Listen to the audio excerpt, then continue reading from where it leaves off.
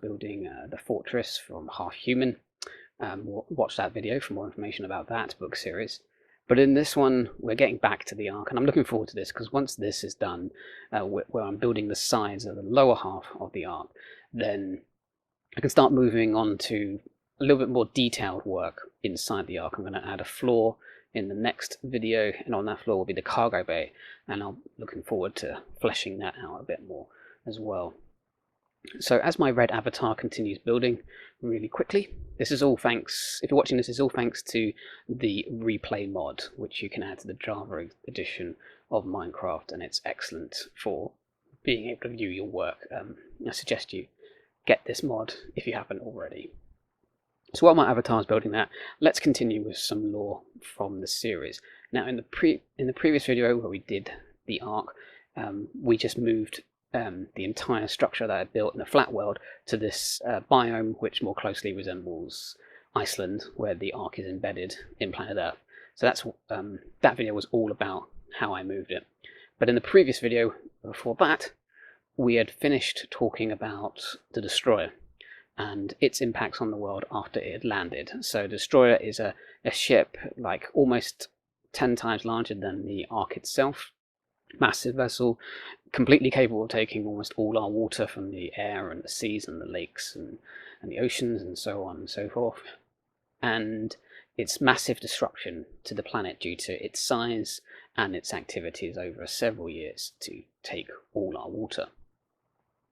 So let's talk about what would happen just after it was realised that we couldn't stop the Destroyer using all the conventional means at our disposal.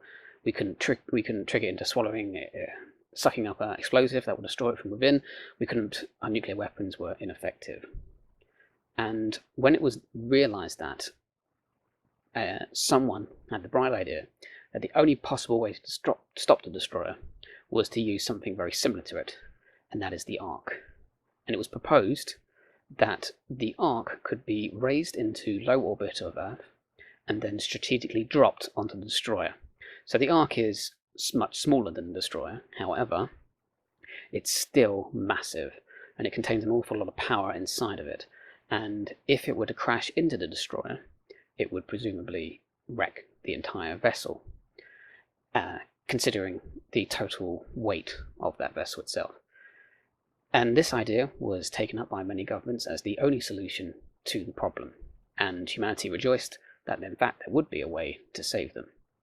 And so the people of Earth watched as the governments of the world slowly rebuilt the Ark as quickly as they could, made changes to it, learned how to operate it more effectively, and saw it raised into low orbit and waited for it to drop down onto the planet to destroy the Destroyer, to unleash all that water it had stolen, and allow us to survive this calamity. However, this project was a complete lie.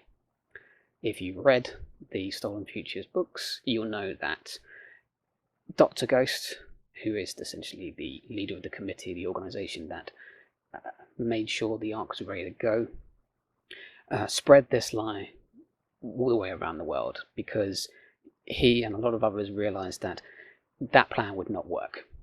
Dropping the Ark on the Destroyer would not just simply ruin the Destroyer and make everything right again. The combination of the Destroyer's own engines and the Ark's own engines would create an explosion that would most likely destroy the planet in the first place. So by destroying the Destroyer, you destroy Earth, so that's not much of a plan. However, they spread the lie that this would work to everyone on planet Earth to keep them docile, because Dr. Ghost's real plan was to use the Ark as a life raft for the remnants of humanity. And that puts us back at the very beginning of Stolen Futures, where the Ark still is in low orbit, and all those selected to survive the destruction of planet Earth are teleported onto the ship. So let's talk a bit about that plan, how that developed. So Dr. Ghost was instrumental in unpicking some of the secrets from the Ark, and he discovered that by using the Ark's own computers, they worked out that the Destroyer could not be destroyed by just dumping the Ark on top of it. He understood the explosive nature of its engines and what that would do to the planet. So he was the one who came up with this idea for lying to the people of Earth, and while people accepted the lie and sort of did nothing to stop the government from rebuilding the Ark, he worked on retrofitting the Ark with supplies and everything it would need to reach a new homeworld somewhere else in the galaxy. So everyone on planet Earth waited for the Ark to be put into orbit and then dropped on the destroyer, and in the meantime the Ark was repaired, the extra floors were added into the sort of top pyramid section. Near the top is the control center, and that had extra floors and rooms added for things like crew quarters and medical bays and lots of other things that would be needed to survive the journey. And Arkanauts were selected via a pool of DNA information. Stolen Futures takes place about 20 years into the future, and by then most of humanity have had their DNA recorded in some form or another. As I'm sure you know, nowadays lots of different companies and governments like to trawl through information to gather as much as they can on their people using their services, or the people in their country. And so in the future, lots and lots of DNA is on record for most of humanity, and Dr. Ghost used this to find candidates to go onto the Ark. And he looked for those who had his primary way of using DNA was because he wanted to find humans with, I guess you would say, they wouldn't be passing on any hereditary diseases. That was his main concern. He made a determination that if the new colony of humans, as it were, would reach a new planet and be able to, get a new generation of humans going, that'd be best if they weren't passing on any diseases which could lead to problems down the road. He couldn't obviously stop diseases that could be contracted or, caught, viruses, parasites, whatever you want to think about, but he could protect against the possibility that hereditary diseases could seal the fate of the new humanity he was sending out into the universe on board the Ark. So he trolls through the DNA database, and he has one parameter when it comes to that, and that's looking for the best possible candidate from every nation and people on Earth that he could come up with.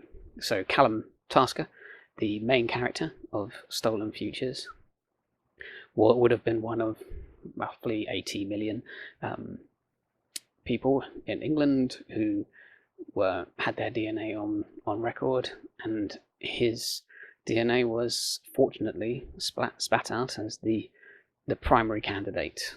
And so he, like every other Arcanaut, would be approached by Dr. Ghost and his team during the Ark's reconstruction and inducted into the Arcanaut program. And that's what happens in the next sort of 2 to 3 years after the destroyer is deemed impossible to destroy by conventional means. Dr. Ghost rebuilds the Ark and starts training his ideal, and he's not a complete hero for doing this. He's in a very morally grey area when he makes these decisions, but he's chosen his crew and he trains them for life as the sole remnant of humanity. Okay, my avatar's coming to the end. There we go, and the bottom of the Ark is now finished. Thanks for watching this video. Watch the rest for more lore from the Stolen Futures universe. I'm going to keep adding to it as I keep adding to the construction of the Ark. It's a massive project because it's like 250 blocks high, the total construction, and I need it to be as big as I can get it in a Minecraft world, because then it matches the overall look of the series with a giant alien spaceship this size, pretty much the city of London.